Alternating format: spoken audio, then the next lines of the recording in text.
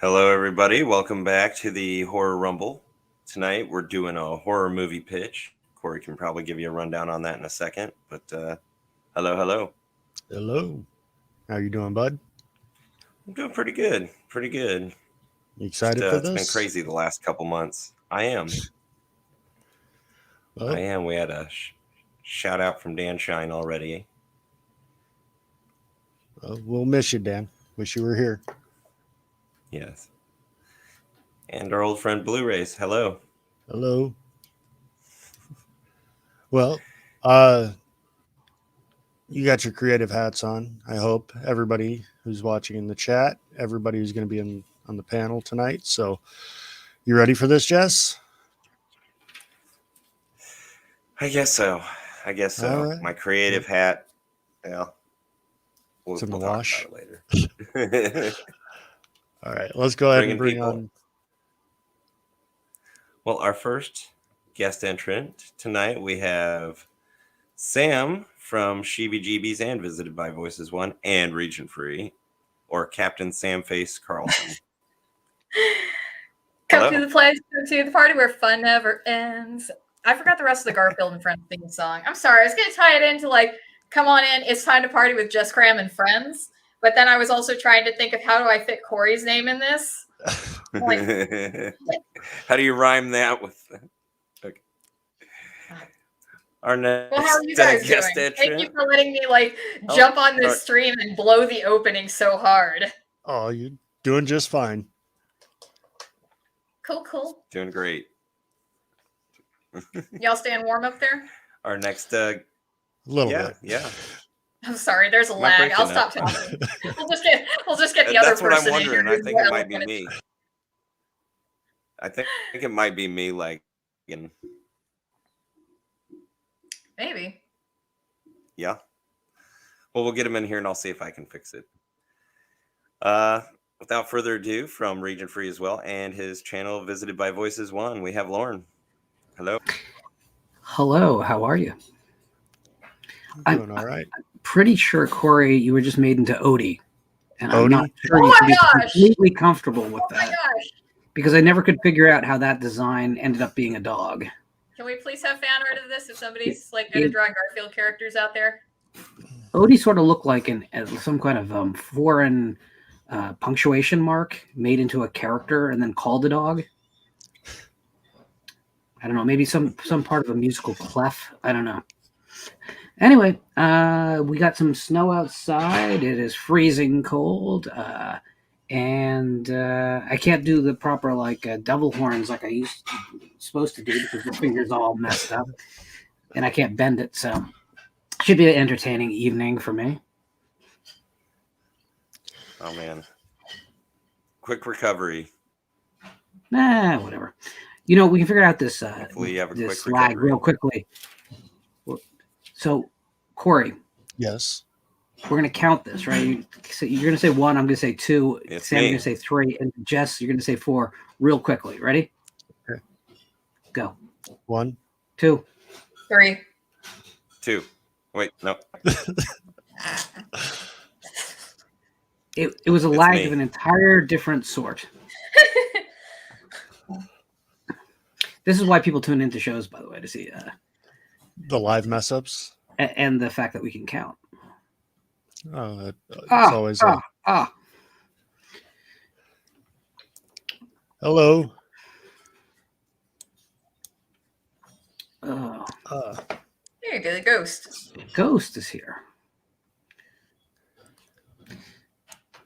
So I don't know about you guys, but anytime I watch a movie, it could be a movie that I absolutely love or a movie that I'm not a big fan of. But at some point during the movie, I'll sit there and say, well, if I wrote this or if I was in charge or whatever, I would have done this differently.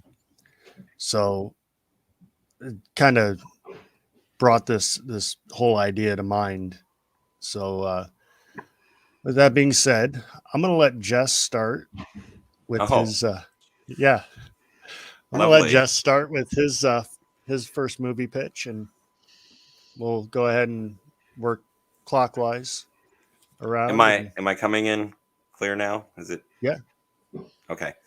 Hello, everybody else. Dr. CZ joined us, our friend Ben Grimm. And Dan, before I lose that, he wanted to share, by the way, his horror pitch would have been 80s style splatter sex comedy featuring a young H.P. Lovecraft. 10 of 10 would push. All right, we'll get mine out of the way. I am not Mr.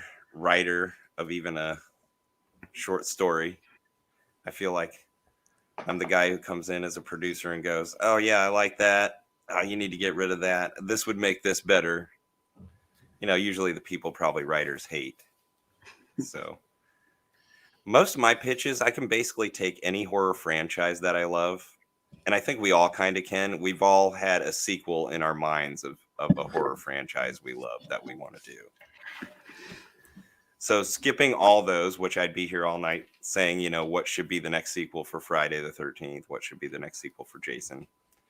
You're going to hate me, Lauren. I know Sauce would definitely hate me for this. My pitch is the Slasher Squad, and I've talked about this on other streams. I love it already. You basically... Oh, thanks.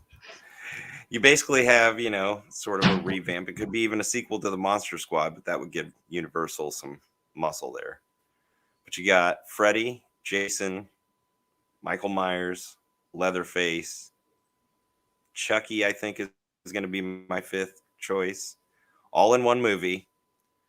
And your Slasher Squad that's going after them, it can either be a new batch of teenagers or whatever, or I was more hoping for, you know, your survivors of each one, main survivors of each of those franchise. You got Alice Night from Nightmare, Tommy Jarvis from Friday, and the ultimate takedown, basically.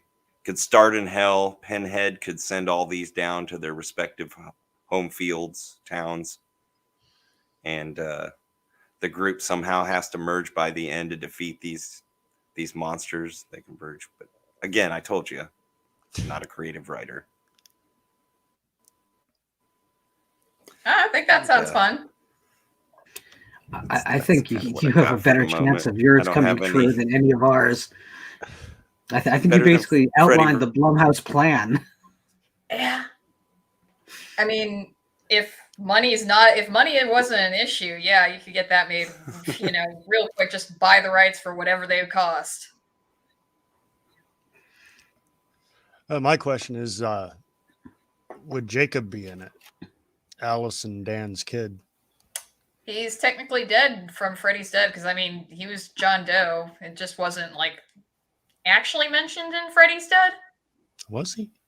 Yeah, that's supposed to be John Doe, which is an Nightmare on Elm Street, you know, because there's that 10-year time leap between, like, the fifth and the sixth one in the story.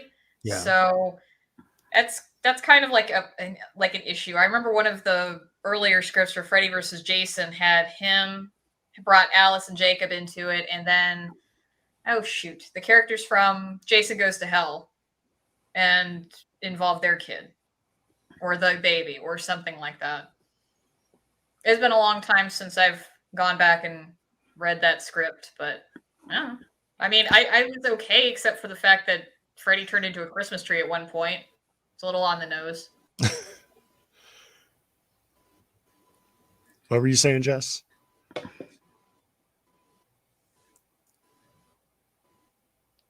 I think he froze again. Yep, I'm not seeing even a breath.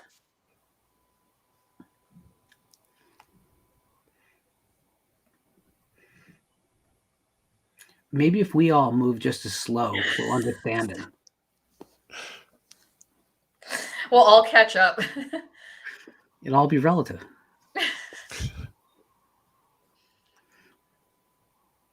Yeah, I'm here now, right? Yeah. Okay. Yeah. I don't know if you've heard that, the Alice theory. I wondered that myself. Like, would she have been included in Freddy's Dead, wiped out?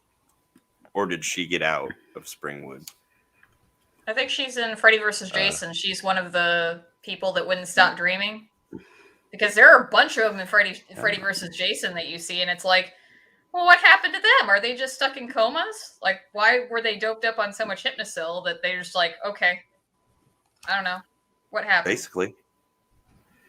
Yeah, I mean, I feel like Alice is probably one of those people, but then you have all those other people, and those are just, I guess those are also a bunch of really experienced dreamers.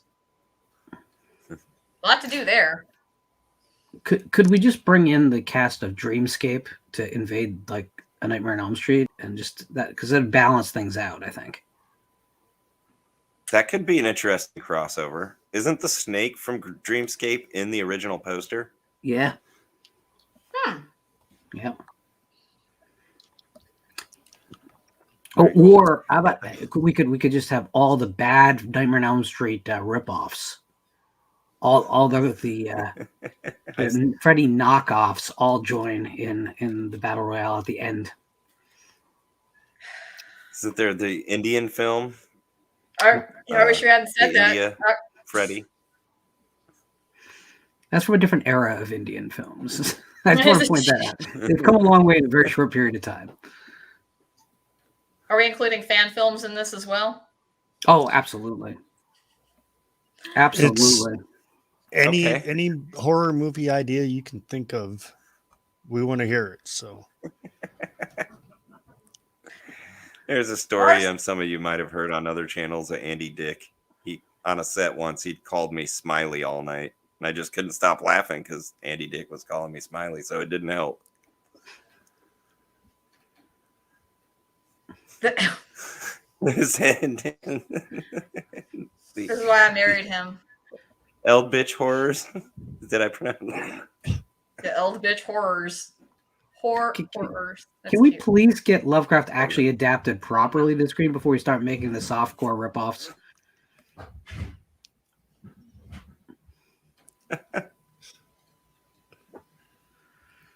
Oh, fantastic. No, I'd crowdfund that movie for sure. I know I would want to sit down in the theater and watch that.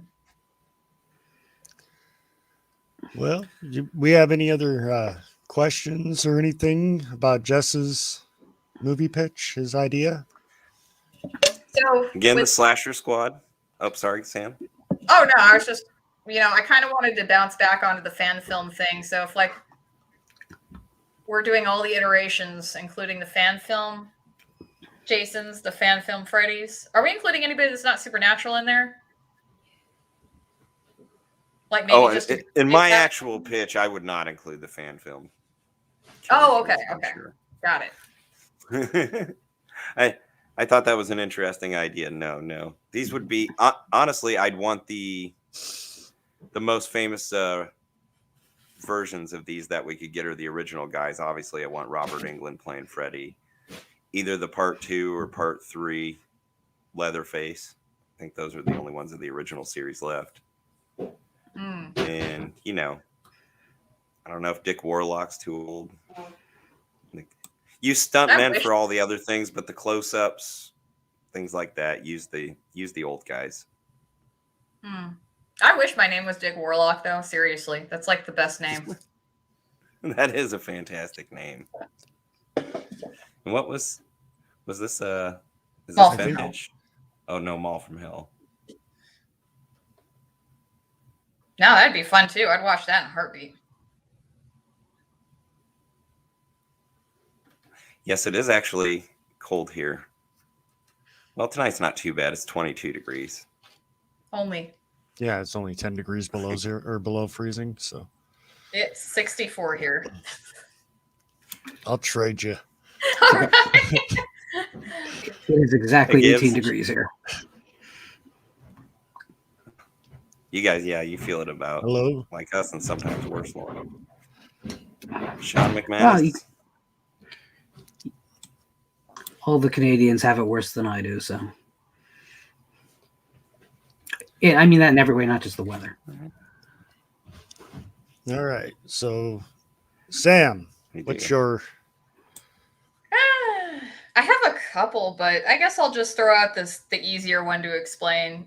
So this is more along the lines of horror comedy, and I have no story for it, but I'd like to do like fat zombies and call it The Walking Fed, just so I can make the death at any size joke. And come on, can somebody tell me the last time they saw a fat zombie? I'm sure it's been a while. I remember Fat Zombies and House of the Dead, but Well, you're asking me further back. Lucio Fulci's zombie opens with a very large, rotund zombie on a boat. Okay. Touche. So yeah, I have nothing I have no actual story for that, but that was a thought, because there's so many jokes to play around with, and just kind of just poke at society in general. Sorry. Oh no, let's go for it. I was just going to ask any specific jokes that come to mind, or No, again, that was like the idea of the walking fed came about as sort of like they wouldn't be just mindless zombies, they'd just be like influencer zombies, like they're still living their lives, it's just they're deteriorating, and sometimes their brains kind of like short out at different areas, so it's like they still kind of act like us, but they're always on Instagram like all the time. Again, this isn't something I've fleshed out very much. It kind of came up as a joke when I was I used to co-write a comic book with a friend of mine like years ago, and so that was kind of one of the things that I was thinking of, just to have as like a one-off villain.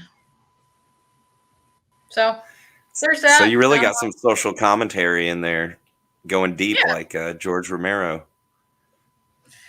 Yeah, I mean, the thing is, it's like I'm not smart enough to do it delicately. So if I don't make it like a straight up comedy, it's just going to come off as very clunky. So it's not meant to be really taken that seriously. I would just have some fun with it. it kind of reminds me of the titles you and I were going over, Jess, when we were making the one movie. Jess and I, Yep. I don't know if you guys watched the last episode of Jess Graham Live. Jess and I had worked on a movie together when he was out in LA. It was a zombie movie.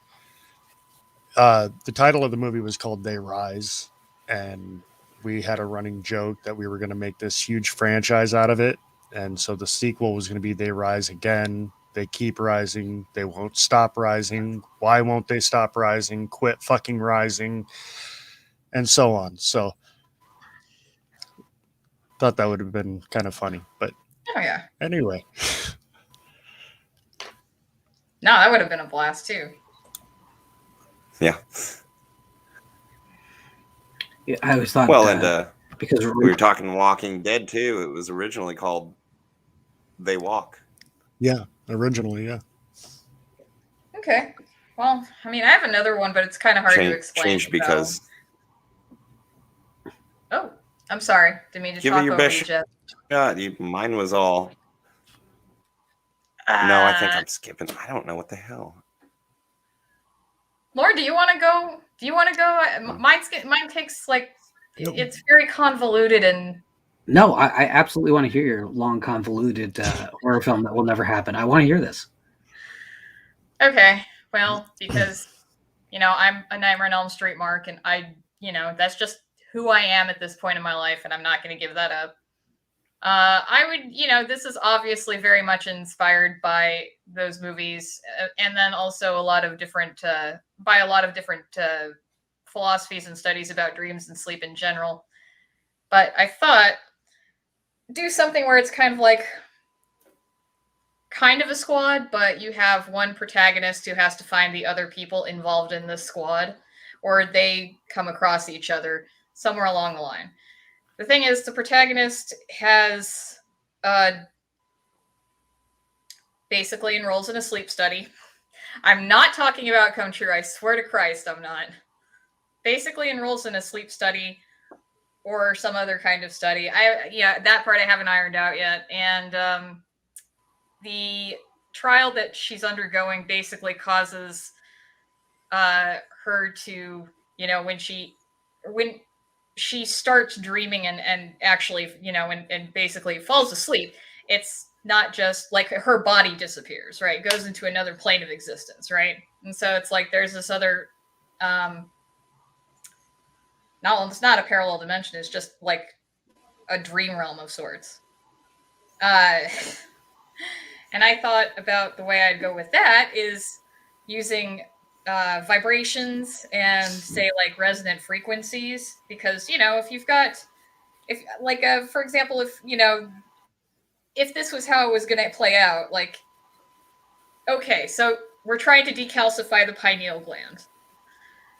Using, I guess, the right kind of resonant frequencies, you could do that as long as you didn't destroy it, because that's still something that they're kind of like working on with cancer cells, like actually targeting certain cancer cells, as opposed to just like just mass destruction of everything. You have to find like the right one and target it at the specific point. So that happens, and that causes her to have this weird ability. So it's like every time she falls asleep, then her whole body disappears into this other dream realm. And I'm using the pineal gland as an example mostly because of, how like people who take DMT see the machine elves. It's sort of like that, where you have the sort of like the mass psychosis, where it's like everybody's having the same experience, but people also everybody's like seeing machine elves, or like with shadow people, you haven't really like fallen asleep. It's sort of like that weird hypnagogic state, but we're all seeing the same phenomenon. And I feel like there has to be a lot going on there. Like I said, it's extremely convoluted.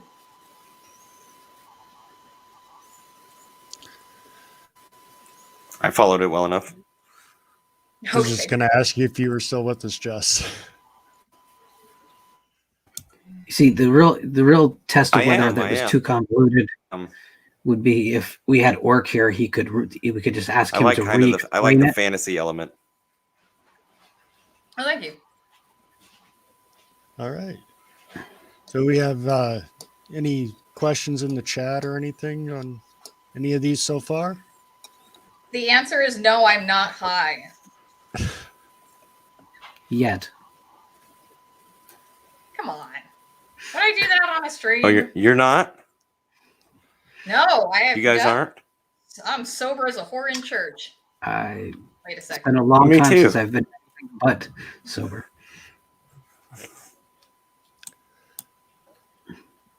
Well, besides like anesthesia. Well, I'm sober right now, today. It's the best. Yesterday was no, because wrestling was happening. So I would need to be high to watch wrestling. Oh, I was just having a couple of beers. Lauren, as a former wrestling fan, I would probably have to be high to watch wrestling now too. So, Nah.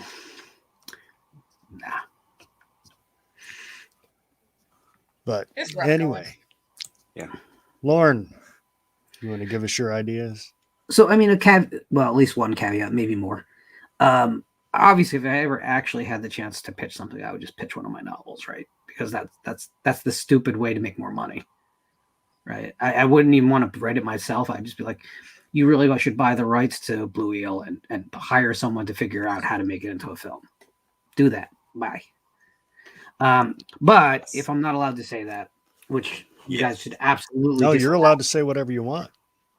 Well, I have two concepts that actually kind of live with me. And I like that idea.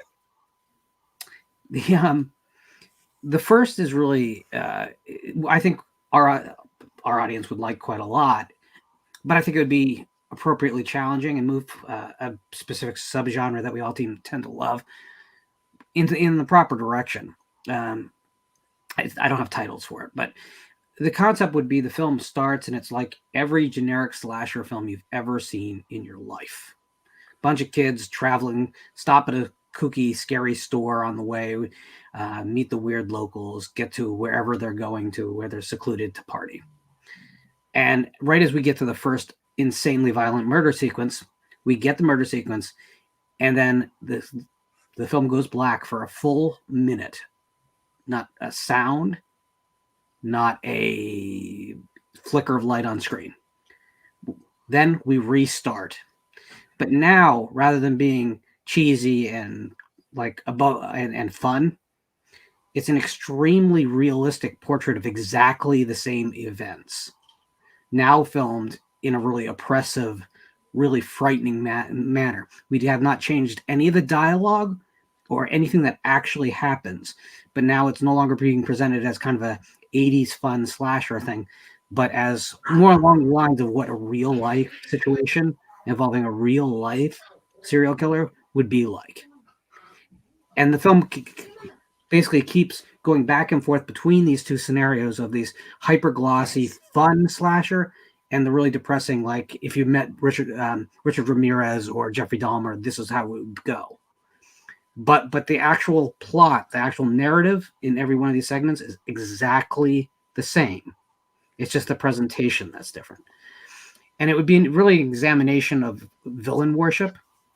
You know, that mirror version of hero worship that only the horror genre seems to possess, whereas we rally around people that we should be appalled by.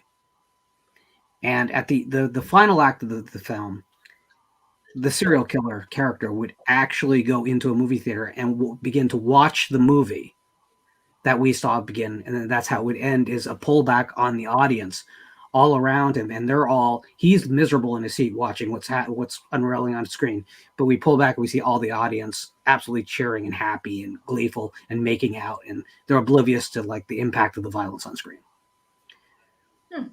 So that's my real pitch for kind of the denouncement horror film, or denouncement slasher film. But the other idea that's kind of lived with me forever is Excellent. I would love a modern Frankenstein film. And I think I've said this somewhere else before, but my take on it would be a serial killer. We don't get to see his track record. He's already basically in a coma, has been shot in the head by a cop, and a decision is made that because he has a genetic he's genetically abnormal, he regrows internal organs. So they set about just harvesting his organs and letting him regrow organs, and they're transplanting these to rich and famous people who can afford the treatment. And then one day he wakes up and decides to go collect everything that belongs to him. I really like that. I like that one. So those would be my two pitches that in real life I really would actually pitch. Right after I pitch my novels, because I want money. Of course. Well, I do want to add, if I'm actually in sync here, I agree with.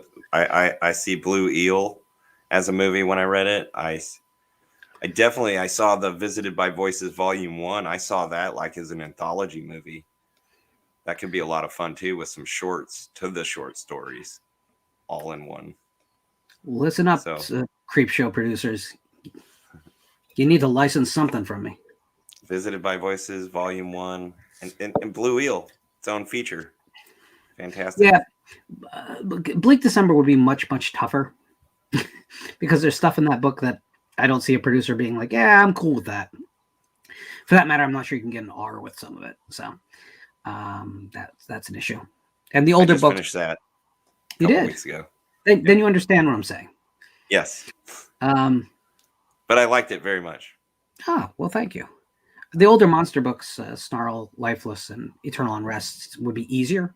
But unfortunately, except I guess Snarl wouldn't be terribly expensive. The other two in parts would be expensive. And frankly, I'm a no one, so they're not spending any money if I do get adapted. That'd be awesome.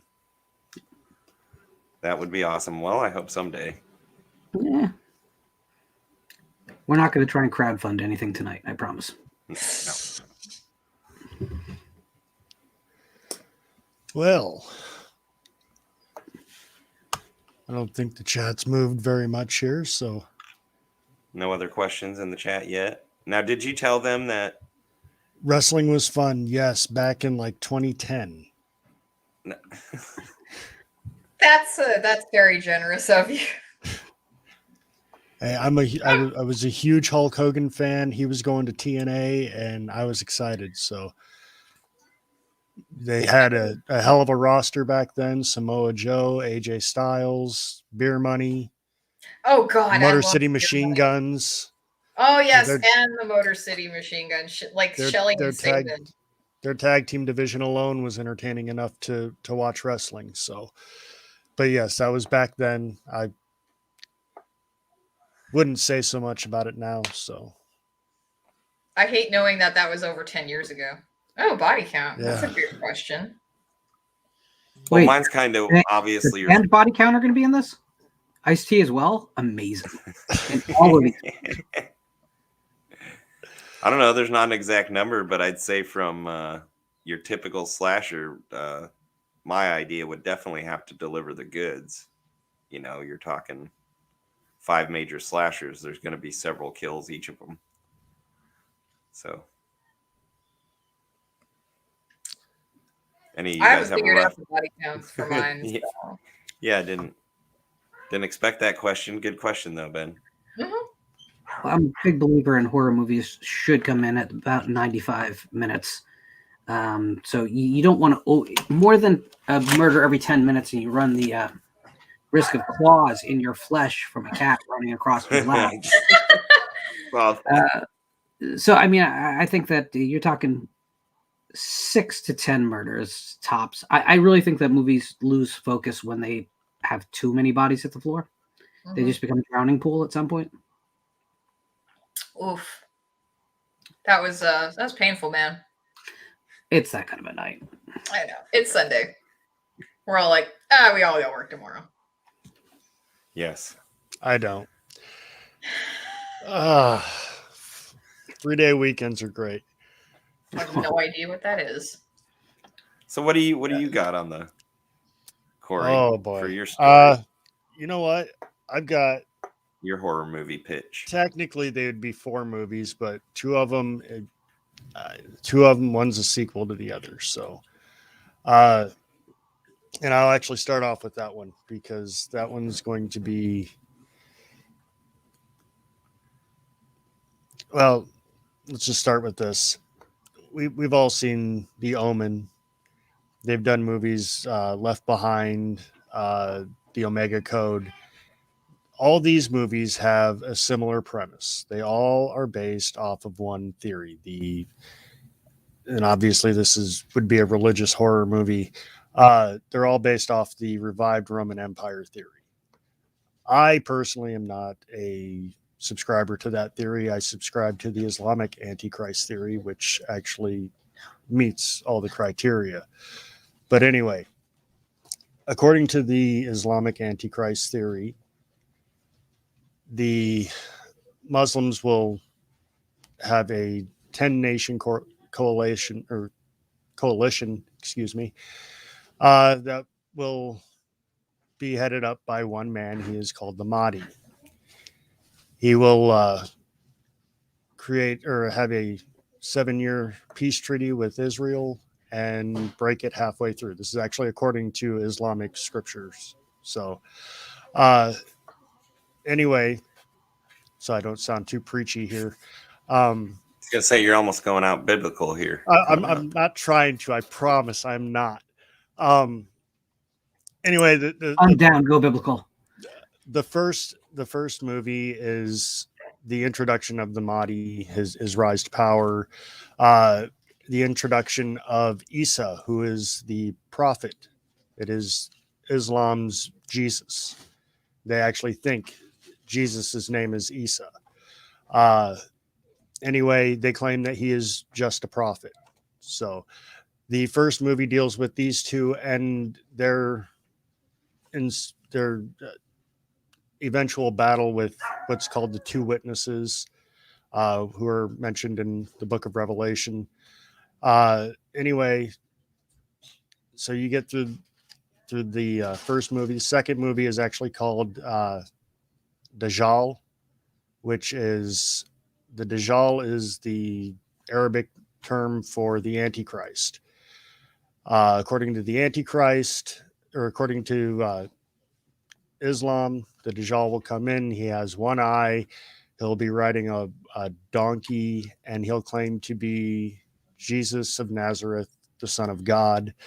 For those who don't know, Islam does not believe that Jesus is the Son of God. So, anyway, I'm trying not to be preachy here, but the stories there, I think that if it's done correctly, would make for an amazing horror story.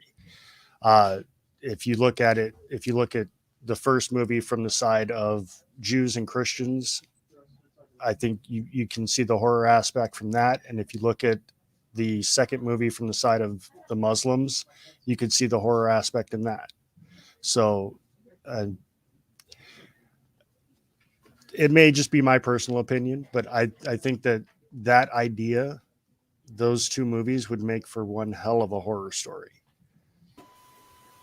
I was not expecting you to go there.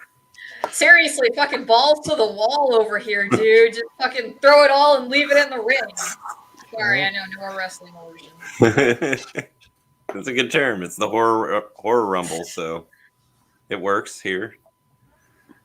Are we assuming that the cast and crew will have to be in witness protection for the rest of their lives for physical That is quite possible. That is quite possible. representations of both figures from Islamic lore and probably the Prophet at some point? Yeah. Oh man. I guess Ben, a couple again general questions. I assume for everybody. What era do these movies take place in? Well, mine's the one I basically pitched. Mine would take place, in present day or at least post whatever their last movie in their original timelines were. Mine are all modern day, so nothing fancy on my part. I think the kind of denouncement of slasher film concept would probably work best if it took place sometime in that gray area between Halloween, its release, and probably the first Friday the 13th. That kind of late 70s vibe, not yet exploded into silly 80s, but because you don't want to get sorry Sam, but you don't want post Elm Street things are a little too kooky for the concept, I think, because there's no way to have a grounded version of those like late 80s supernatural slashers, really. No, that's true. The Frankenstein story could be told literally at any point. So, of course, I would love it to be a period piece and take place in the 30s, but no one else would. So it'd probably end up being modern. I would. See, I think that's the biggest problem of Universal trying to reboot these was they tried to over modernize them. We haven't been given sort of the classic look of them since the 30s and 40s. And I think you don't have to update too much. I mean, update it so it's fresh. You obviously can't have the same movie, but still give it that classic vibe, that classic look to a degree. As much listen, as you can. I would probably kill whoever tries to actually do this, but I've always daydreamed about a direct sequel to Bride of Frankenstein that kind of takes place between bride and son. You film it in black and white as a lost chapter. There's a certain part of fandom that would be all down for it until you screwed it up as badly as they would. So I was just going to tell you to attempt to do it. Yeah, because I mean, we have exactly 6 minutes of screen time for the bride. How about a film with her as the central monster, with a Karloffian Frankenstein's creation trying to get back to her, like drawn to her? It can ultimately be like a slasher film, just in the monster era, because it's all there. But I don't think Hollywood would ever take a chance on a black and white traditional monster story at this point. And it's probably better that they don't, because I would be angry at the results. So Would you go for like what they did with the first Crow movie, where they like use filters or whatever to kind of wash out all the color or most of the color? I would just go straight honest noir, like German expressionist / noir, black and white all the way. I'd make it look like the period.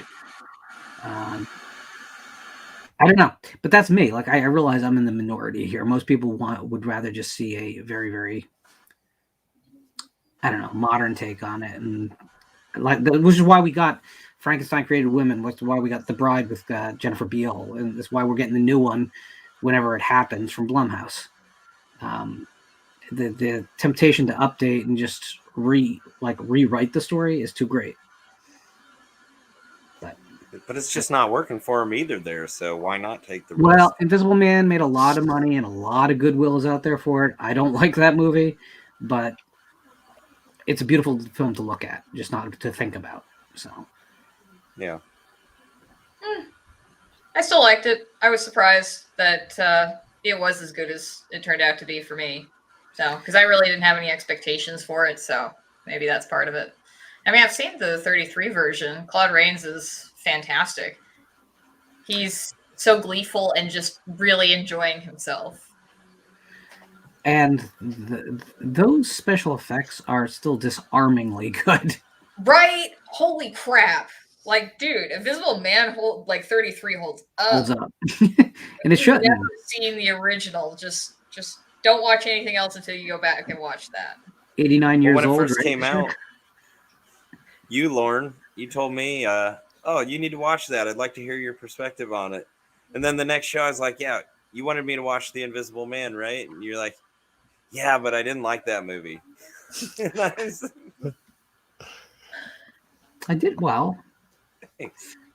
It seems like the community was really coming together for that. It was like the last big horror film before the lockdowns began. Yeah. No, And I think yeah, pretty much. I thought it was 20. No. God, I don't even know what year it is anymore. 2018 is the year that Halloween 2018 and Hellfest came out. It was after that. Yeah. Yeah. No, I know. It's only been 1 year. No matter how long that year ends up being, it might end up being 36 months was the last year as the COVID year. But there's a lot to like visually in the storytelling of The New Invisible Man, but the plot is a nightmare of just, I don't know, nonsense, really. But again, people tend to, if they want to like a movie, will overlook or justify things for them all day long. Aliens. So, Love aliens. yeah, that's because you're I know. blinded by nostalgia. I am a bit. I like my comfort movies. Listen, I get it. I'm gonna be the guy who does die on that hill. It's fine. It's completely fine. And I don't want everyone to wake up one day and realize, oh, well, no, that movie sucks. No, if you enjoy it, you enjoy it. That's cool. I just never have been able to enjoy it the way you guys have. Yeah, just how it is. And that's not saying that I can't be, persuaded to watch a new movie and it becomes part of that collection. Yeah. Of, oh, I can't wait to watch that again, or that made me feel good, or even just not even necessarily good, but it, it hits you. I won't lie either. Like, I never liked Aliens, but when Alien 3 came out, I had a really positive reaction to it. And everyone else had a bad reaction, like really viciously. And I think that kind of weaponized, like, I had to go and figure out what it was that I was responding to so negatively about Aliens if the film that I enjoyed, people weren't. And unfortunately, that made me watch the film and like really dig in, not on a viewer level, but on a what's happening here level, and never do that to a flawed film because you're in for trouble. You just made it worse for yourself, even, huh? Yeah, it definitely, my opinion of it definitely went down the tubes once I started actually examining the plot mechanisms that they're using. And although there will be a video on my channel, on our channel, eventually, which I'm still working on, in which I explain how to fix Aliens. Interesting. I'm looking forward to that.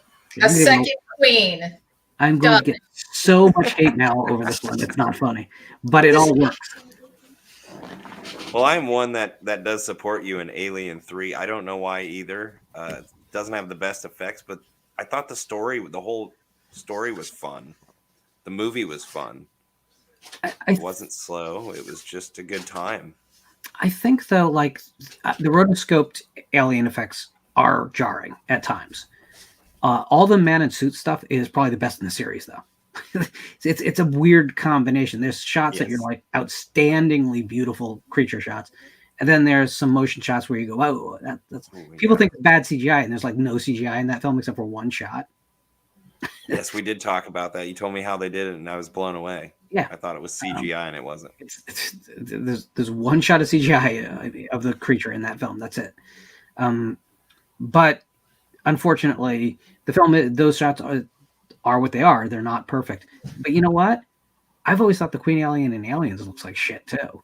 That looks like a rod puppet. I mean, nothing looks as good as consistently as good as the first film's Alien. So I wasn't doing the suit, so and the resurrection CGI aliens are painful. Okay, those are I will stand for resurrection all the time. See, I can't. That movie. See, that's the complete opposite of like 3. The movie bored me, and I was pretty excited for it. No, I mean, I can understand where it would come across as boring. Honestly, I've seen it so many times at this point in my life that I can just it's sometimes it's a struggle to get through the movie because you're just trying to get to the next part of the movie that's like, oh, that made me laugh. Oh, that was funny. Oh, that was cool. But for the most part, it's just you're kind of limping along. But I still like the movie. Oh, To that's go okay. To go back, I like Alien vs. Predator. To go back to the theme of this episode, I've always thought they had the biggest missed opportunity with Alien Resurrection. What if, after the first act of the film, Sigourney Weaver's Ripley turns into the leader of the aliens, and she's physically turning into a frigging alien? Yes. I would love that. Yes. I mean, Jesus Christ, right? Yes. yeah, That would be yes. She's already half an alien. It Why makes not? sense, because the alien gene would be replicating inside her, right? Yeah. You I would mean, imagine you could do crazy stuff. Like you could have her like birthing baby aliens. I'm dead serious. Like No, you could no, make the I know. audience That would really be- uncomfortable and all. Yeah. That would be amazing. And But- as much as I love Winona Ryder, let's recast her with Christina Ricci as Call. Well, yeah, but I feel that way about every role He does. He does. Winona But Ryder's ever had, except for Heather's. Yeah. Heather's not is to like agree, a perfect film. I'm not going to touch it, but everything else, Winona's ever. Can you imagine Coppola's Dracula with Ricci rather than Ryder? Oof, that would have been artsy. Like artsy as fuck. And it probably would have worked better as a film. Oh no, I agree. Like for sure. Would you Go ahead, get Keanu out of there and bring in Christian Slater. There's easy ways to fix this. would you really recast Christian Slater as Harker instead of Keanu? Like I could see it. I don't know if I'd recast it. I like Coppola's Dracula. It's not the best, but Those I two enjoyed it. performances, definitely Keanu is painful. But I think Winona screws up more than she gets right, too. Yeah. And that's the problem. I'll even say that I think Anthony Hopkins seems like he doesn't want to be there at times. And that's weird. As invested as Gary Oldman was, it looks like Hopkins was kind of daydreaming at some points. So, yeah, I agree. I like the film, but it's kind of messy and unfinished looking to me. I love all the miniature work, though. That's awesome. it's beautiful.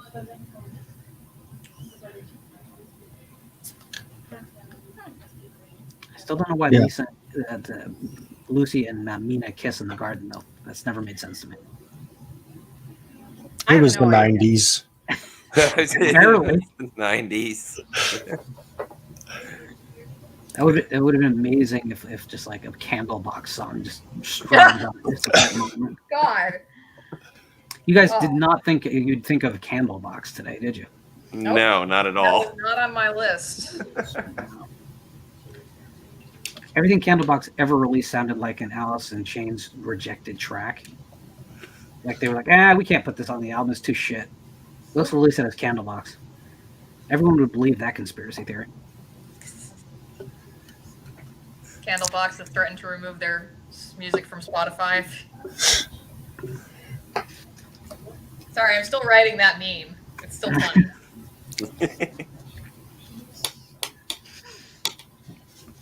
I don't know. So, bad dad joke. You just said that meme. It reminded me. My son yesterday showed me something. I go, "What are you showing me?" He goes, "A meme." I go, "Who's a meme?" He goes, "A meme, Dad." I said, "Yeah, who's a meme?"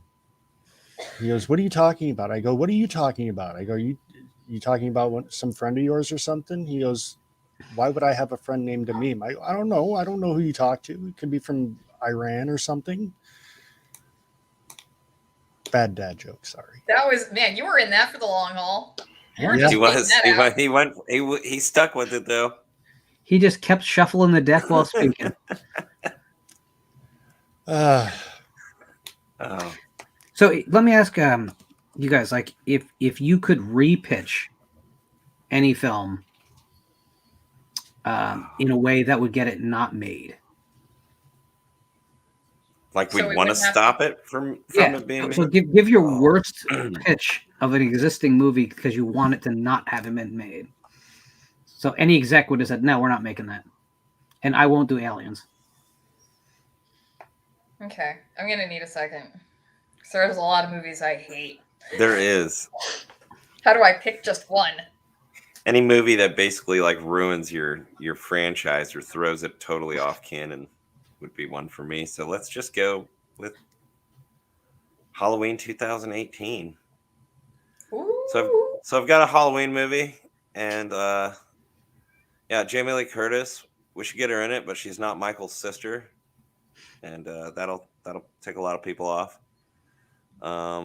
We need to forget about all the movies and anything after the first one, but we're gonna call it the same name as the first movie.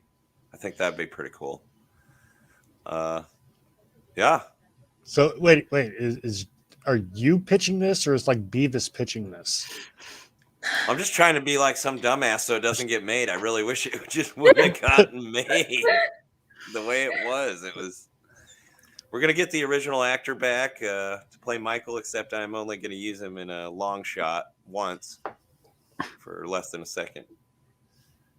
And yeah, I think it'd be great. It's gonna make millions. That's the movie It's you gonna make would millions. pitch Yeah. to Would you not buy get it? made. I figured I thought for sure you were going to say the Nightmare remake, but Oh yeah, there's another one, but I don't need to go over that. That does it on its own. It shouldn't have been made. You just have to watch it and realize that.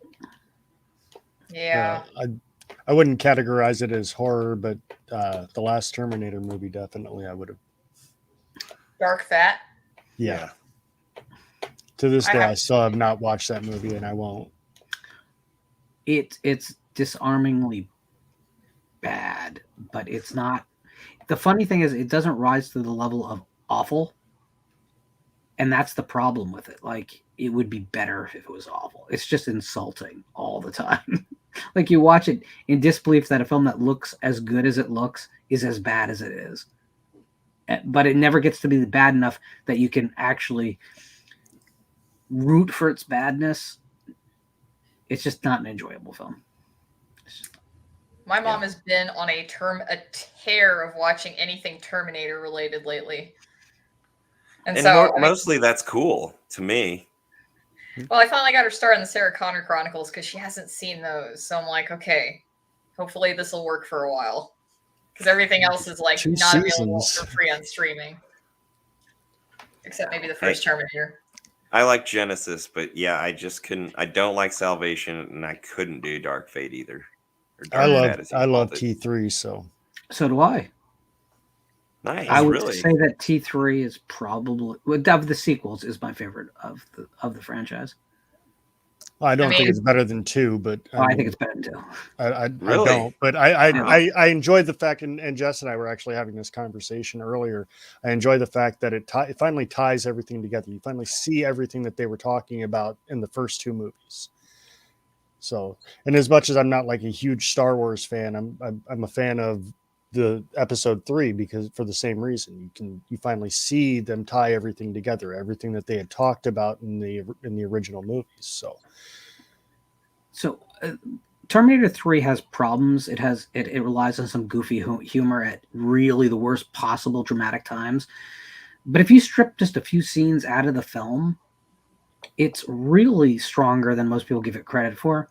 And here's the thing: after the first film, the problem the second film has is there's no sense of stakes. There really isn't.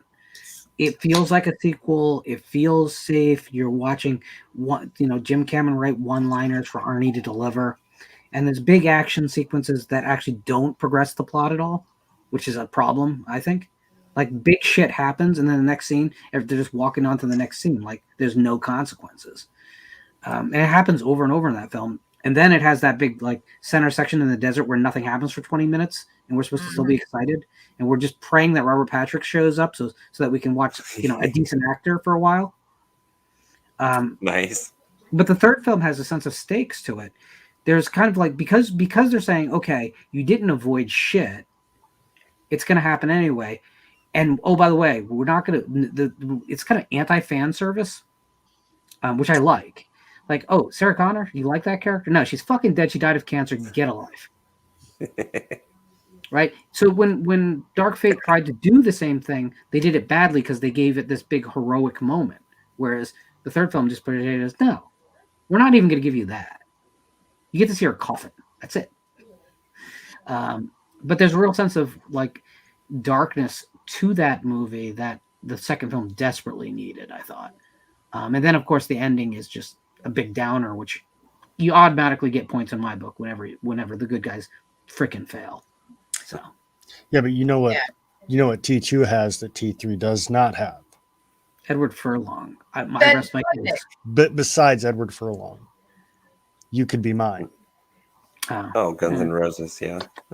Yeah, and I only like Appetite for And Robert Destruction. Patrick. Well, I will say that was a missed opportunity throughout the series to not bring Robert Patrick back in as his Terminator. Agree. Oh my god. Right. Seriously. They wouldn't even have to do any like crazy like narrative tricks either to do it, because I mean he's a metal machine. He can look whatever the hell he wants to look like. That's a mistake. I think that's actually kind of what, if they wanted to save this franchise, which no one wants to anymore, but Not at this point, even, and I'm a huge fan. bring back all the villains. Oh yeah, Yeah. that's true. Just pull like a Spider-Man No Way Home. Yep, bring back all the villains, and people would be. They've got the time travel. Because yeah, I mean, I know it's an unpopular opinion, but like this of the Spider-Man things, I don't really care about the Raimi movies at all. But I watched everyone else flip out. The Garfield films are flawed, but again, they have a little bit of sense of danger to them, so that's why I always preferred them. And I think people now, even though they didn't like those Garfield films when they came out, now they have a lot of nostalgia for them. Obviously, if you just paid attention to what's happened over the last month and a half at the box office. I think that same thing is probably true of the Terminator villains, not necessarily the films, but the villains and the characters. So I think if you brought Christina Loken's TX or whatever the hell she was back, people that would get a big reaction. I think having Robert Patrick back would be huge, even if he's a CGI Robert Patrick where he's just voicing it, because frankly, who cares, right? Yeah.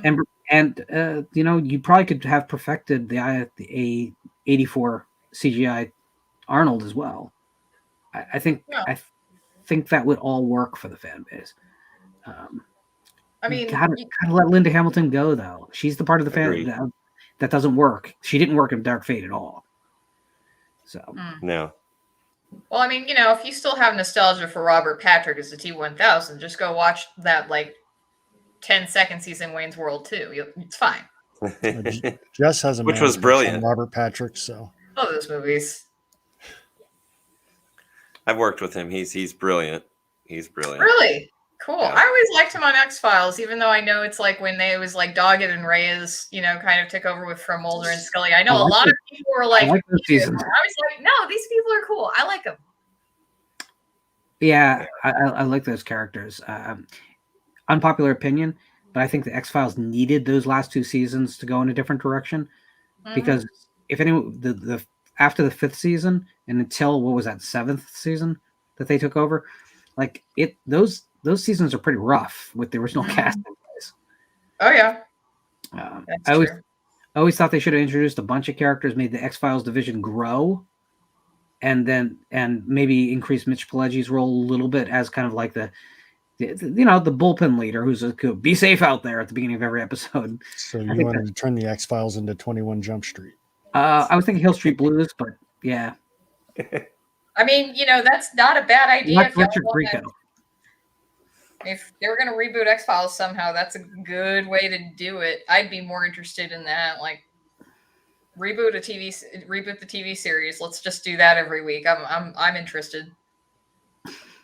I also thought it was a shame that it was before its time in this respect, but I always thought it was like there's other paranormal shows that had gone off the air. How cool it would have been if X-Files had just been allowed to investigate episodes in those worlds. Like, what happens when Mulder and Scully walk into Twin Peaks? I mean, today you could probably make that happen, right? But back then, that was no man's land. What if they find the Simpsons? So what if they find themselves in a classic episode of Twilight Zone? That would have been fun. Are you thinking like a Stay Tuned situation? Sure, but without John Ritter. He was in that, right? Yeah. I saw it in theaters. Haven't seen it since. Or you could. It's streaming on one of the things now. So It's got to be Tubi. Well, you know I'm all Probably. about the crossovers. Stay Tuned was quite a fun movie, and I think it still holds up. Shame I nobody have not really watched it in years. There's a Same. crossover. Stay Tuned and UHF. Oh yeah. You have a CGI John Ritter playing with Weird Al Yankovic. There you go. Yeah. Yes. I mean, why not? Yes. Weird Al's not doing much. Oh wait, no, he's doing a movie. That's right. Is he doing a movie? What? Apparently, biopic. I bet that dude gets into the Rock and Roll Hall of Fame before it's over. I actually do. Deserves believe it. He totally deserves it. I hope Weird Al's so. great. Yeah, I I can't hope he think of who's does. supposed to play Weird Al in this biopic, but fuck, this is gonna bother me. Doesn't it just have to be Joaquin Phoenix? Isn't that just how that works? Stop it. what did I miss? Weird Al biopic. Oh, Oh, it's Daniel Radcliffe. Okay. He's kind of like a. Is this a crossover episode? Yes, it is. It is. It's literally it is. Because It is. I love it. what happens when the cable channel 11 meets Visited by Voices? no, It's Like dangerous. cable channel 11. I was watching a one of the live Q&A things.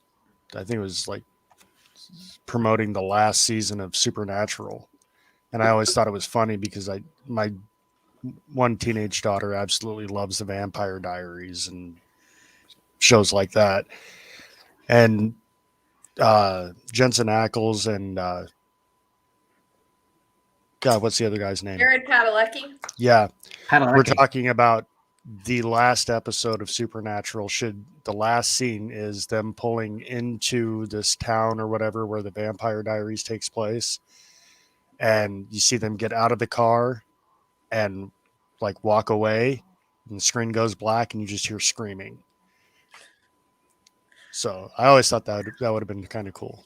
I think that every television show should end with the main characters, like Seinfeld's real episode ending should have been them all, instead of going to prison, they should all have walked into a dive bar, sat down, looked across, seen Tony Soprano, and the journey starts playing, cut to black. Every show ends that way.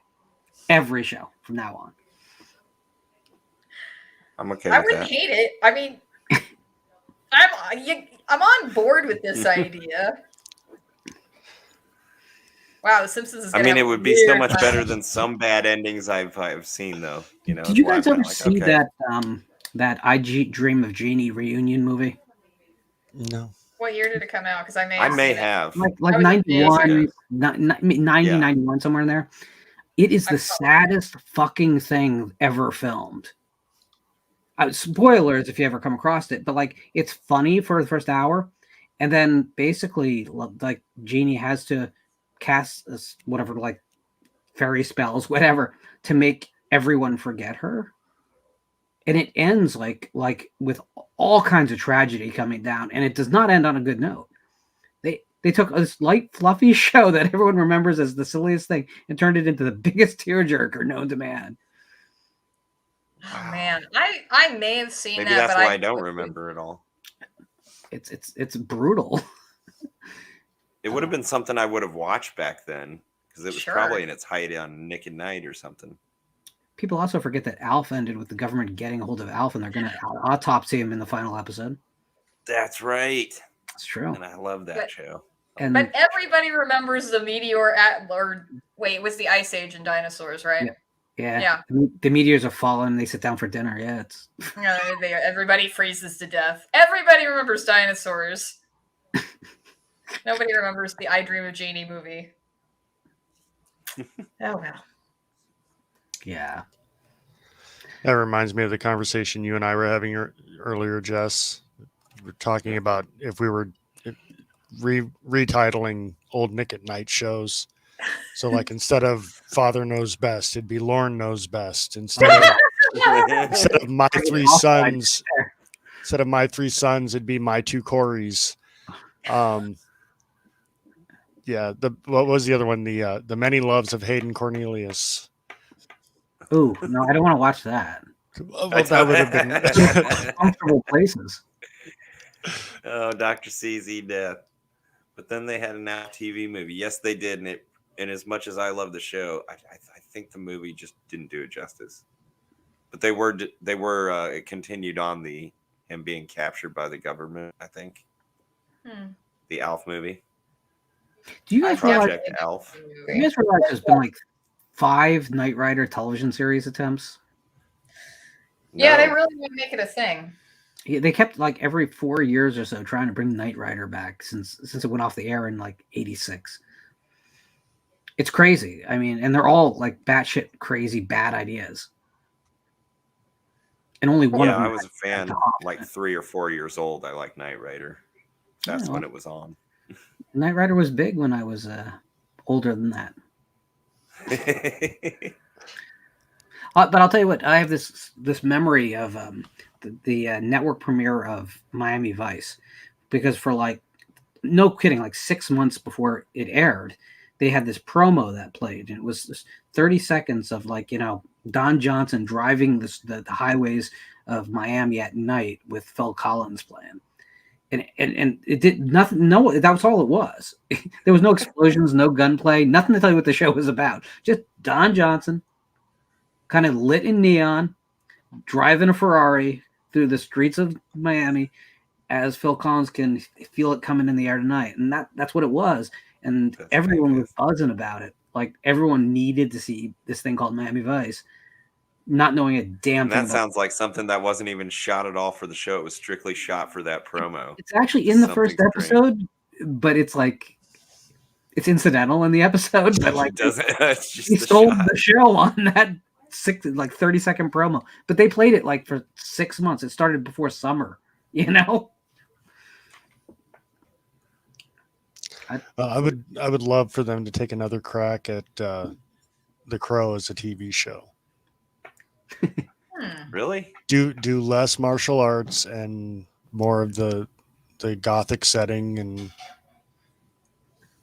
I think they had a good idea. Maybe I think maybe it fell in flat. modern times now. Maybe it's had some time to simmer, but I think part of the ran problem their with course that the Crow movies too. Well, I think part of the problem with that show was that they tried to redo the movie in like the first 2 or 3 episodes, and it was just really watered down. You can't do that. But if you continue to watch some of the episodes, they actually have some decent episodes in there. They just need to cut back on the martial arts stuff. And did I lose Lauren for us? You might have. Oh, great. Lauren, come back. I still have 2 more movies to pitch. No, we were talking about wrestling. There's no reason for him to just like disappear if we're not talking wrestling here. Oh, you guys are talking wrestling. All right, see you later. Oh no! I'm here. Get back in here, Jess. Jess, I couldn't tell you anything about wrestling now. You guys are fine. The product's it's rough. It's sort of like if you're a horror fan, man, I feel like you're suffering through a lot right now. I mean, like if you're a wrestling fan, it's way harder. There's like I just picked up a couple of low budget movies. I think it was last week. One was called The Last of the Grads, and it's not a some world beater movie or anything. It's just a fun slasher movie. It's goofy effects and whatnot, but it was fun. My son and I sat down and watched it and laughed our asses off. So, and there's still some good horror movies out there. It just depends on where you find them. Yeah, I think we get to the point where it's like we talk about horror so much, and it's like we dissect everything, and sometimes, I mean, it takes part of the magic out of it, but it's it's the same thing with anything you love. The more you examine it and the more you're obsessed with it, the less satisfying it becomes eventually. That is true. Very true. I think it's so. Film was created, right, with this idea of it being shown in cinemas. It was a night out. a night out, by the way, that you dressed up for in the beginning of cinema, right? And then over time, I mean, there was not this idea that you'd watch it on television, even with commercial breaks and edited. So it's the one art form that has continually like been altered every time technology brings you a new way to experience it, right? So the person who experienced the film for the first time on VHS didn't get the filmmaker's true intention in a lot of cases, unless something was made knowingly for that market, which really until the 90s isn't many films. Mhm. And today it's even worse because there's a lot of people are discovering films on streaming to their phones. So it's like film was never intended for the amount of rewatches and that the familiarity that we now have. Now, modern filmmakers should get on board with it because that's the reality. But then we wouldn't get these films with these nonsense plots that don't hold up on a second viewing, let alone a 40th viewing. So it tells you there's a disconnect between how people consume movies today and how the art form was developed originally. I mean, true, because at best, maybe you'd get to see it a second time. I mean, once you went over and over right away, 10 years later, if you were lucky. Most there's a reason do that paperback novelizations were a thing. And that was because you didn't have access to the movie. You saw a film like Alien. You wanted to relive that as often as you could. Well, tough shit. There weren't video stores. You know, if it aired on you didn't own a VCR in '79. So besides the action figure from Kenner that no kid could afford and every kid wanted, and the novelization which every kid wanted, and most parents actually broke down and said, well, if they're reading, that was your only way of getting it. So I mean, the reality is I think we're real close to these movies in a way that the intention really wasn't for us to be. Even stuff made in the video era, I think the idea was, oh, people will rent it and then they'll go on to the next thing. And meanwhile, you have people re-renting Puppet Master 7 8, 9 times, and they were never made for that. They were just right. I mean, they were made for me. And I don't have to rent it. I own it. Yeah, but that was like probably never even considered. They thought no one's gonna own this thing, right? So it's interesting because we do spend too much time probably dissecting things that were never meant for that kind of scrutiny. But I think it's healthy to figure out why we like these things and why things don't work for us too. You know, I think that is healthy. I agree. I just think there is a double-edged sword. It's a little bit, at some point you do get worn out on it. But maybe we should. Maybe if it forces us to move on, it's a good thing. Yeah, I'm fine with that. Like, there's so much. I mean, anybody who says there's nothing to watch or there's nothing to do or I'm bored, I'm like, okay, you don't have enough problems in the world. There's plenty of shit to do. We have literally more content that you could shake a stick at. Right.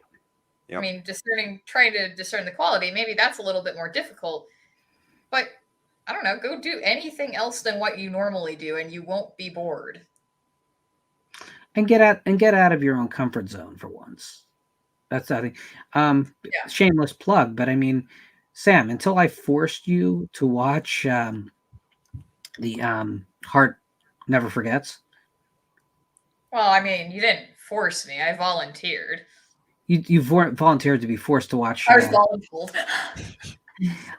But I mean, how fresh and weird and wonderful did that film feel compared to like what's coming on when we just keep watching Halloween sequels, right?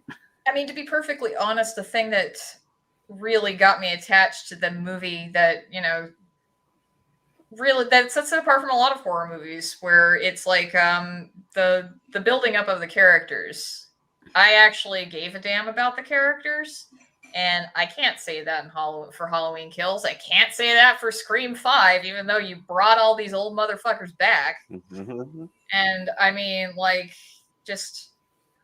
but I did care about the characters, the new original ones in Ghostbusters Afterlife, even though that movie was just kind of fell apart for me at the end. But I think it's a matter of like taking the time to like build your characters and give me a little bit of world building, like make it quality though. You don't It doesn't have Like to be for an extended length of time, but I need quality.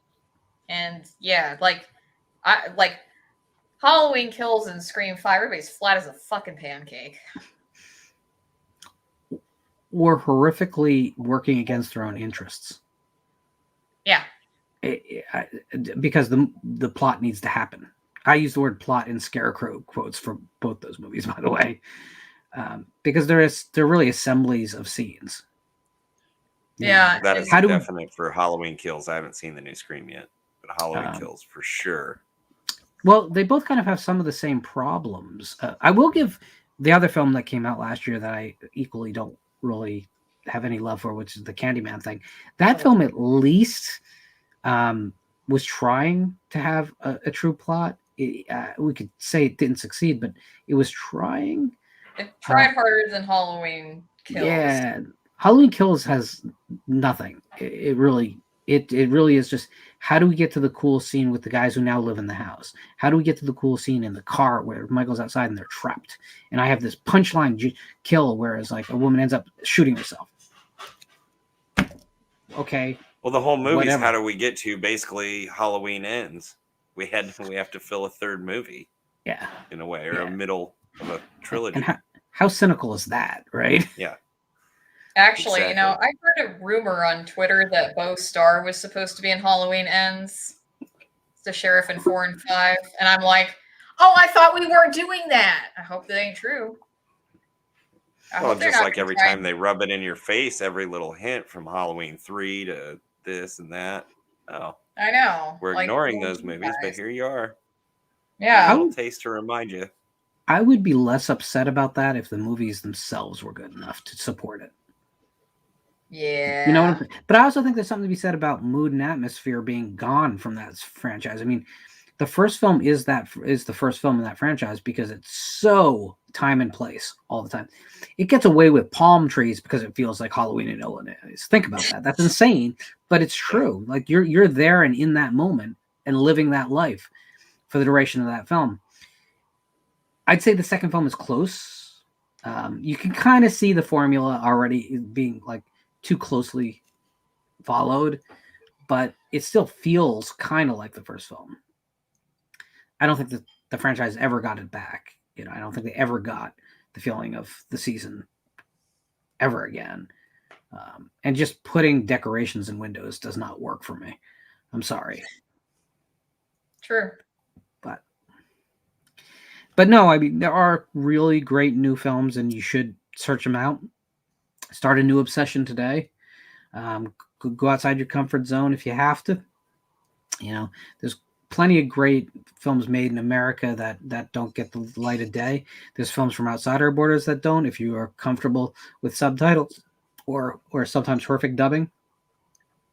And honestly, the other thing I would definitely say is there's a lot of people out there making short films that are trying to get their foot in the industry, especially in the horror genre. A lot of really cool work is being done. And yeah, it's not as satisfying as a feature, but following those cats, you might find that that's just as rewarding. It's definitely a lot less of a risk, right? Hey, I'm going to put aside 18 minutes of my life.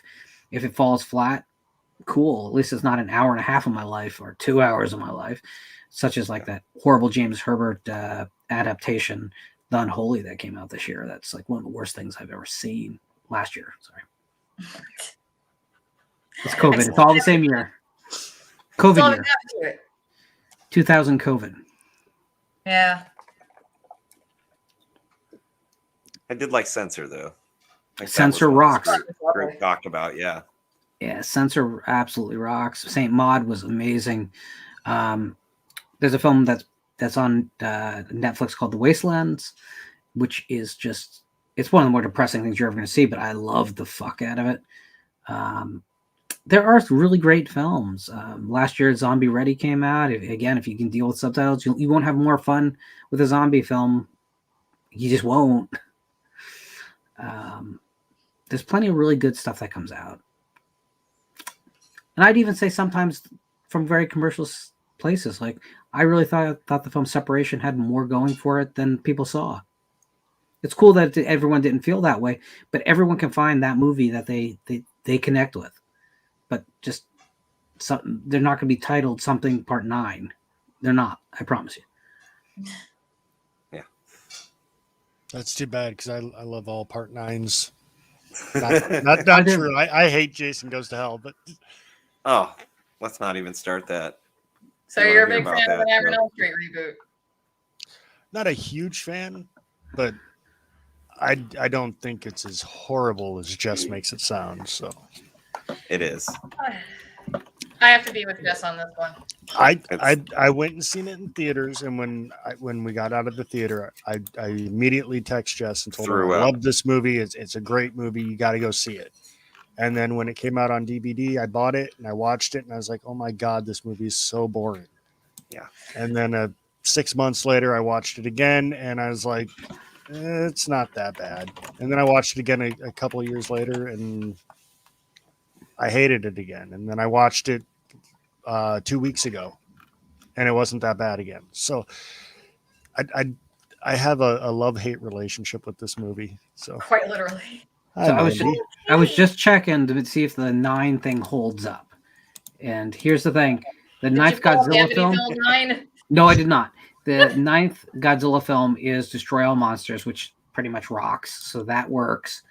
The Man with the Golden Gun is the 9th James Bond film, and that's a pretty great film. It's probably the best of the war era. Oh, I didn't realize that was 9 already with that one. I thought that was earlier. Maybe I'm thinking of Goldfinger, I guess. 9, it's 74. Wow. You go Dr. No, From Russia with Love, Goldfinger, Thunderball, You Only Live Twice, On Her Majesty's Secret Service, Diamonds Are Forever, Live and Let Die, and Man with the Golden Gun. We talking Bond or Zilla? We were Bond, yeah. Okay, I just want to make sure I gave you the right answer. You did. Although James Bond versus Godzilla, that's a film we need to have. Oh, I watch it. Perhaps a short film, but Now What I if it's almost think you're Godzilla mocking 2000 Godzilla? And so he has to shag the Godzilla. It's Shin Godzilla, right? Is that right? Shin Shag Godzilla with a The class CGI one. Sean The Connery classic coming one. out of his tail. Sean Connery. Bonner. What was the film he made where he was trying to bang Catherine Zeta-Jones in the lasers? Entrapment. I That mean, was a bizarre moment in cinema history, right? Let's take a guy in his late 60s and partner him with like the hot it girl of the moment. This sounds like a good move for an action film in which Hey, he it does worked no in action. It worked in the 40s or 50s with Bogart. I mean, Yeah, people were different back then.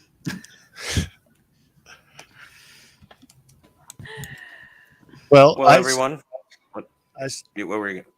was going to say I still have 2 more movies to pitch. Ooh, go oh, for it. So, I'm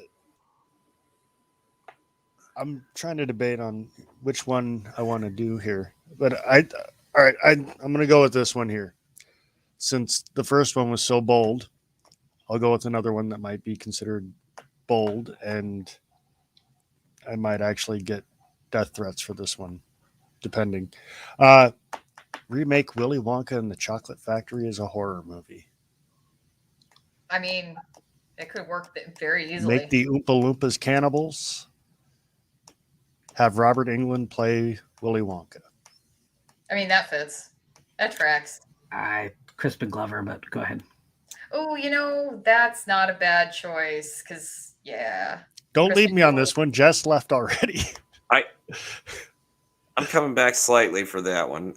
It's not a bad idea, and I love Crispin Glover. I almost think though that Johnny Depp ruined that type of creepy vibe for Willy Wonka, though, going the Crispin Glover route. But I mean, he is doing a Crispin Glover impression. He can say he's not. it is almost, isn't it? It doesn't kind of remind you now that you brought that up.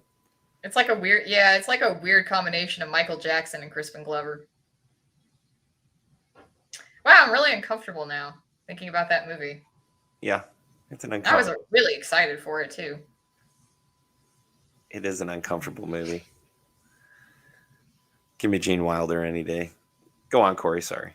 Oh, you're Or fine. who else is in your Wonka movie? That was the only casting thing I did. So But you have just to have Finn Wolfhard. You Who? need a kid, right? oh, that's the one kid from Stranger Things, right? And yeah, and everything else. Is that a requirement now in all horror films that you have to have Finn Wolfhard? If you have any child characters. Okay. Note taken. His name alone, his parents should be DHS should be called on them. Word. I have a lot of questions about that. That would be DIFUS here in the Garden State. You did what? The agency would be called DIFUS here in the Garden State. Got him on speed dial. Look, it's just CPS down here. That sounds worse. Actually, that's also our utility company, City Public Service. And then we also have Child Protective Services. So it's like, which CPS is it? Lauren's a mandatory reporter. You're getting fucked over by one of them. Can you imagine the mistaken phone calls? Help, my daddy wants to hurt me. Yeah, but do you have power? Jeez. Listen, kid. Pitch that movie. I hope not. Daddy put the hamster in the microwave. I don't care. Hang up. This is for emergencies only.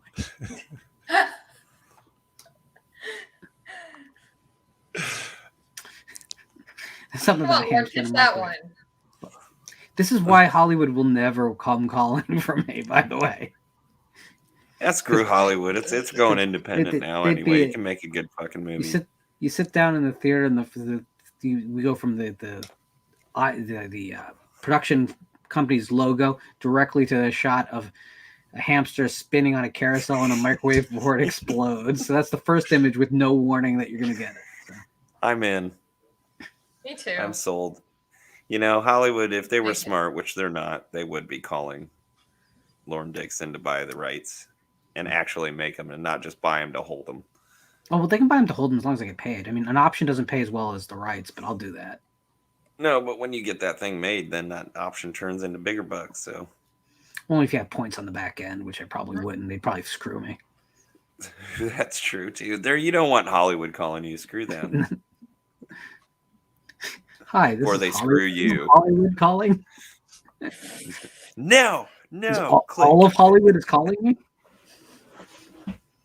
There's just like one person left. Basically, right. See, this is where he devoured the rest of the town. This is where it would have been good to have Dan here, because I could have swore that there was some older porn star named Hollywood. There was Cool World, Hollywood if she could. Kim Basinger played her. So. And yeah, but I give massive credit for that movie, because who else would have My Life with the Thrill Kill Cult on the soundtrack prominently? Touche. Yeah. Oh, poor Cool World. I don't really think that movie holds up. I've seen it. It doesn't. It's just like you want to like it because, you know, it was just sort of like, wow, I haven't seen anything like this before growing up. And then it's like you go back and you watch and you're like, oh, honey, no. Just try and enjoy it for what it is, which isn't much, but I mean,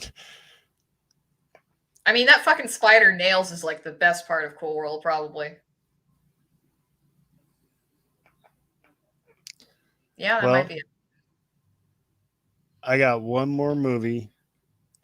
This one is probably my personal favorite. I've actually talked to Jess about doing this one. Base it off the concept of the Pied Piper of Hamelin. 5 girls who are trying to, or who take a prominent community member or whatever to court for some sort of sexual abuse, gets off due to political injustice, and they are left with only one recourse, and that is to call upon an ancient evil who is, and he would be called the Piper. I believe the actual term Pied Piper means like colorful piper or whatever, and I just don't think that works. So he comes in, and there's a price that the girls have to pay after he finishes the job, which works with the original story. The girls refuse to pay, so then he is forced to take what he wants from them. So that's about as far as I got. I like it. I do have a question though. Who's playing the Piper? Because I have a suggestion. Who? Andrew Divoff. It feels very Wishmastery. The Jinn. Yeah. Yeah. I can see it. I did want to add one more thing, and that is that the flute or whatever the musical instrument that he has does play a part in it, as far as him being able to force the people into to do whatever it is he wants. And it wouldn't make much sense for him to be a piper if he's not using a musical instrument. Or that musical instrument. Piper's got a pipe. Yep. Can he transport people? Like if he plays a tune on his pipe, like like the fucking whistle in Mario 3. Honestly, somewhere to a different stage. Isn't that how you called Sigmund the Sea Monster? You blew on a whistle. And... You guys are all too young. Fuck. Puff the Magic Dragon. What? That's how the Green Ranger got his Zord, I think. Thank you. Yes. Fuck yeah. I don't know. And for the record, I have 3 younger siblings. So growing up, I was stuck watching Power Rangers. I'm the same age as Jess, so it was Ninja Turtles for me, Power Rangers for my siblings. So. Oh, they're you know what? Both solid nostalgia bumps for me. But I also had Hulk Hogan's Rockin' Wrestling, so. Yeah. But those are my 4 movies. So we got 5 people still watching this. So of the 5 people that are still watching this, if we can get you guys to throw out which one you like the most, I'm curious. So whichever one wins, Sam has to make a finger puppet movie version of and premiere it on his Yes. That works for me. Okay, but can I at least have leeway so I can maybe instead of finger puppets, I can do regular hand puppets? Because finger puppets require a lot of detail. Sure. Good to Hand know. puppets work. Hand puppets work for me. Just get some of those brown paper bags. Like Alien Queen from Aliens. That's true. Jess, I forgot you. Here, call back to him. You're the master of the paper bag puppets, so. It's been a while. It's been a long while. Yeah, I don't know if there's anybody out there who to sort through. We did in between each one, we kind of got sidetracked and we started talking about all sorts of movies, which is great. So if you can remember, if you're still out there, go ahead and or just pick my last one. We'll just go. No. No. Feeler. I think the Islamic Ends of Days film would be the most fascinating finger puppet. Lauren, God damn it. Dude, I was just about to be like, I like that movie. That was my pick. And Sam would have to go into witness protection if she makes it. I was just going to say, would you have a channel after that one? You know what? If I get beheaded, I probably deserve it. Someone said something about Garfield's. There's your winner. All right. Someone says that was Darren Burroughs. First minute of the show. Oh, Chris is Dr. Chris is on your team, Lauren. Yep, your idea for the Organ Thief. Yeah, that was cool. That was solid. Cool. Do I get paid if that wins? No, Darren, because hello. That money's half mine, so I'm giving you shit. What? So wait, the Organ Thief one. You have not read our contract closely, have you? What contract? You signed it, remember? Was the Organ Thief one? Was that the first one you pitched or the second one you pitched? That was the second. That was the second one. Ooh, so Darren likes the So first you got one. one for each of yours. Looks The like one, denouncement slasher was the first. but you got a professional writer storyteller here, so that doesn't A surprise me. little bit of an unfair advantage. Oh, come on now. Professional that has to work a day job for his health care. Oh man, that's all Well, about you it. just want to churn out a bunch of stuff that'll sell that you hate. I have to write that vampire novel, don't I? Yeah. I don't think I can do it. It needs to have a good social I commentary. don't think I've ever used the word bosoms in my fiction. Is it bosom or bosoms? Bosoms is funnier. Bosoms is a funnier You found word. other words for those in your writing, so Absolutely. I think yes. I've enjoyed them out there. Have I told Even for the you wedding non-readers, story? get them. Say what? Have I told the wedding tit story? Because it's somewhat related. I feel like it's somewhat on topic. So, Let her long go. story short, this past Christmas, oh my gosh, cat's opening the door and just barging right the hell in. So this past Christmas, my father-in-law, he was getting a fancy bike, that has to be like pre-ordered and crowdfund and all that nonsense. So everybody had set up like a scavenger hunt and everybody was supposed to write clues. I didn't because I don't know what I'm doing. I'm no good at that. But so Chris, my husband, he goes and he writes the hardest clue in the world to figure out. And I mean, it was basically like the spot was his mother's wedding chest, right?